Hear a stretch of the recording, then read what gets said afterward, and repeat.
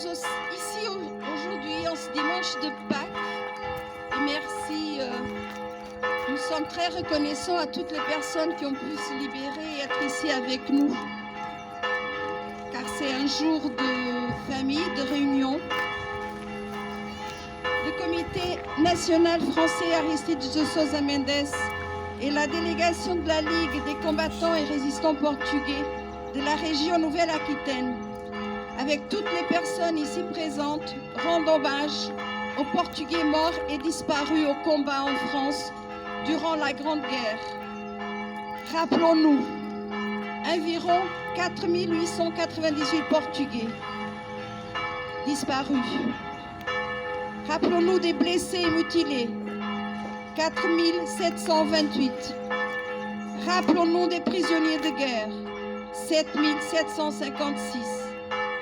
Les Portugais sont venus renforcer les troupes alliées avec un contingent de 56 500 combattants, constituant le corps expéditionnaire portugais, auquel s'ajoutèrent l'envoi de 25 000 travailleurs au service de l'économie de guerre.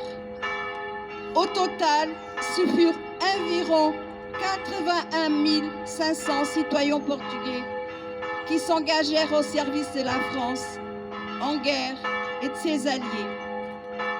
Suite à cette présentation, je vais dire un petit mot d'excuse de Monsieur le Consul général du Portugal, qui ne peut pas être là avec nous, mais qui nous a écrit la chose suivante.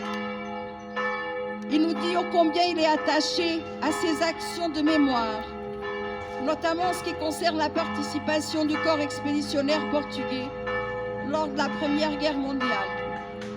Surtout parce que ces actions représentent une opportunité de faire découvrir aux Français, mais aussi à la communauté portugaise ici résidente, une période de l'histoire de la plus grande importance.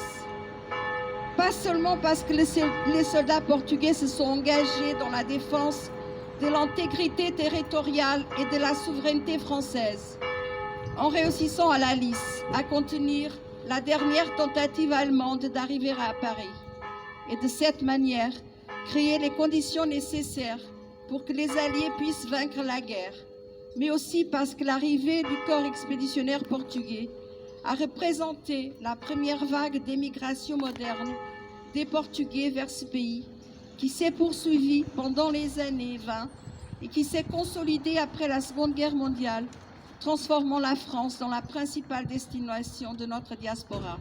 Voilà les paroles de Monsieur le Consul.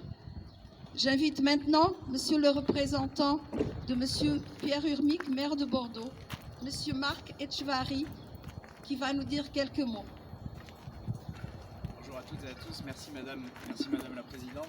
Effectivement, je représente aujourd'hui Pierre Urmic, maire de Bordeaux, et l'ensemble du conseil municipal de Bordeaux. Voilà, j'ai quelques mots à vous partager de notre part à tous à la mairie de Bordeaux. Donc, le 9 avril 1918, les premiers obus de la bataille de la Lys éventraient la terre des Flandres. Des centaines de soldats portugais ont péri durant cette journée en livrant courageusement une bataille inégale qui opposait 20 000 des leurs à plus de 50 000 Allemands.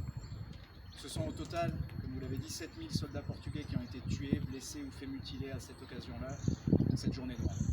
La plus meurtrière de la Grande Guerre pour le contingent portugais. Cela fait de cette bataille de la Lys l'équivalent pour les Portugais de la bataille de Verdun pour les soldats français. À travers le souvenir de cette bataille, c'est la mémoire de tous les soldats portugais, de tout le peuple portugais qui ont combattu auprès des forces alliées en France que nous s'étons honorés. Malgré toutes ces années, ces siècles qui se sont écoulés, les nombreux traumatismes qui ont marqué depuis l'ensemble du XXe siècle et du XXIe siècle, la Grande Guerre, la Première Guerre mondiale, occupe toujours une place bien particulière dans notre mémoire collective. Cette cérémonie aujourd'hui est l'occasion d'un hommage international à tous les combattants tombés pour notre pays et pour leur pays. La ville de Bordeaux attache une particulière importance au devoir de mémoire. Déportés, résistants, combattants de la Seconde Guerre mondiale, soldats français d'Indochine, on ne va pas tous les citer, mais nous tenons à rendre hommage, chaque fois que cela est possible, à tous ces héros anonymes ou célèbres qui sont tombés. C'est pourquoi il était naturel aujourd'hui que la ville de Bordeaux soit présente et s'associe à cet hommage. Notre devoir de mémoire nous incite à nous servir du passé pour construire l'avenir. Et s'il est une chose sur laquelle on ne peut jamais se reposer, c'est bien la paix. L'actualité nous le prouve encore une fois, hélas. Donc aux hommes et aux femmes morts pour la France, à tous leurs compagnons d'armes, à celles et ceux qui continuent de porter leur mémoire, comme vous aujourd'hui, Bordeaux exprime sa reconnaissance, sa gratitude et sa solidarité. Merci beaucoup.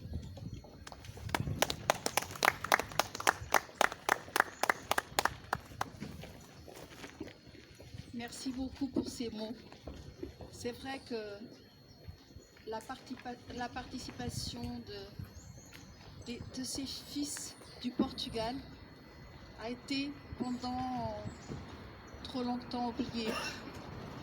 Et c'est normal qu'ensemble on puisse les rappeler avec tous les autres qui se sont battus pour la paix, pour la France, pour l'Europe.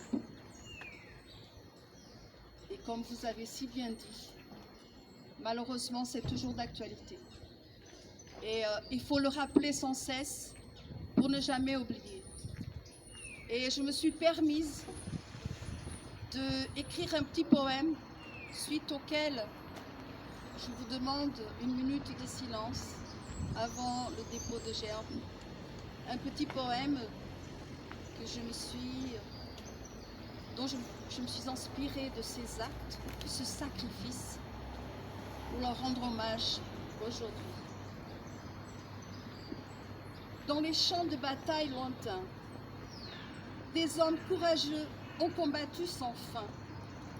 Parmi eux, les fils du Portugal, qui ont donné leur vie pour la liberté universelle.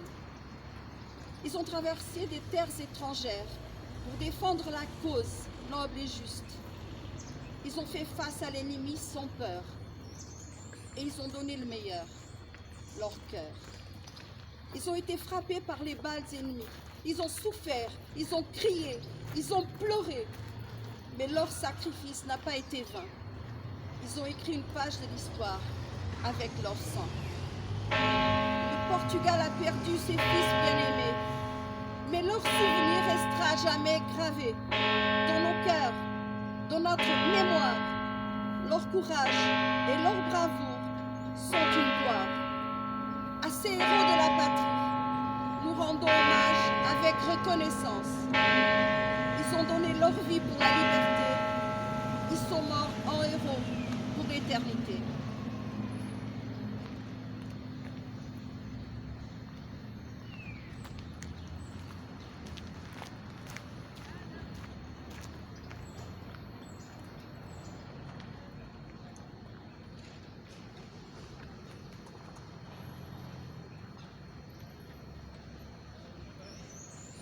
Merci. Nous allons procéder au dépôt de gerbes, monsieur le maire, aujourd'hui.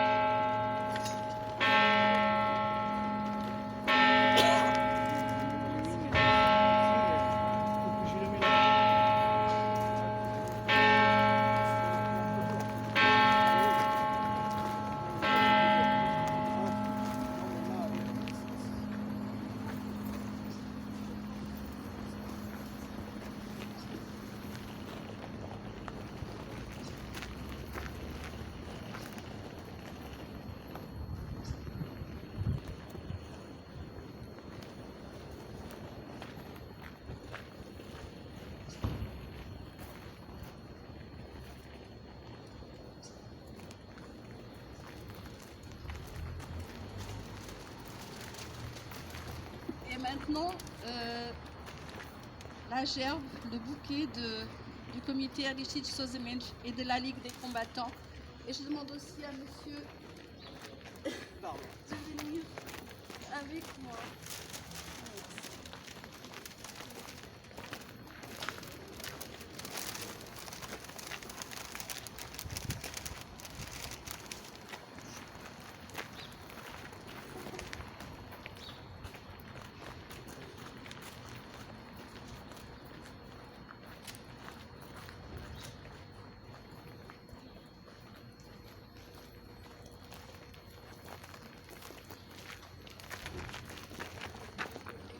Écoutons maintenant les Portugal et de la France.